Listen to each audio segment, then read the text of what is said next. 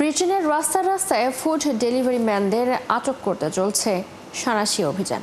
তাদের বিরুদ্ধে অভিযোগ, নিজের কাজের অনুমতি নেই কিন্তু অন্যের অ্যাপস ভাড়া নিয়ে ভিসার শর্ত ভঙ্গ করে অবৈধভাবে ফুড ডেলিভারির কাজ করছেন।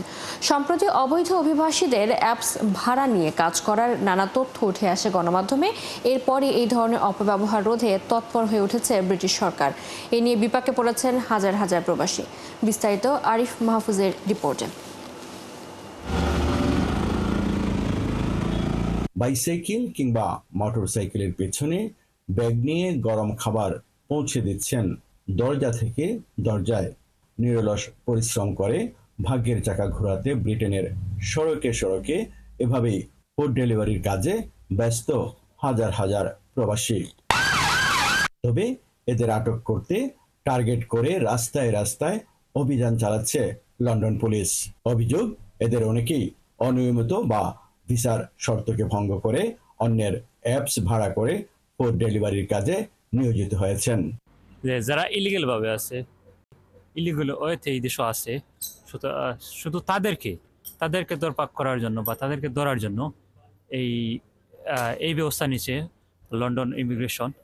তবে ইদানিং একটু বেশি ওই যে পুলিশের দরপাক করার কারণে একটু সাফার করেন আমরা আর কি। এ ধরনের অপব্যবহার রোধে তৎপর হয়ে উঠেছে ব্রিটিশ সরকার। ফুড ডেলিভারি করতে পদে পদে পুলিশের মুখোমুখি হওয়া অভিবাসীরা বলছেন, এমন পরিস্থিতির জন্য দালালরাই অনেকাংশে দায়ী। অনেকেই আইছে যে 30-32 লাখ টাকা খরচ করে আইছে কেয়ার ভিসায়।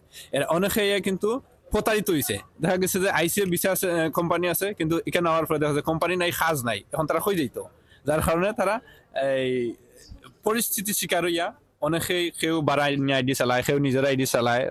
মূলত যাদের কাগজ নেই, যারা কেয়ার ভিসায় আসছে, কোম্পানি কাজ দিচ্ছে না, মূলত তাদেরকেই ধরছে। শুধু এসব প্রবাসী নয়, দালালদের চিহ্নিত করে এদের বিরুদ্ধেও ব্যবস্থা নেওয়া দরকার ব্রিটিশ সরকারের। ফুড ডেলিভারি ম্যানদের জীবন সংগ্রাম এবং তাদের কষ্টের নানা দিকের সংকট দীর্ঘ থেকে দীর্ঘ হচ্ছে, কিন্তু এর সমাধান কি হবে সে প্রশ্ন এখন হাজার হাজার প্রবাসী ফুড ডেলিভারি ম্যানদের। আরিফ মাহফুজ, ৭১, লন্ডন।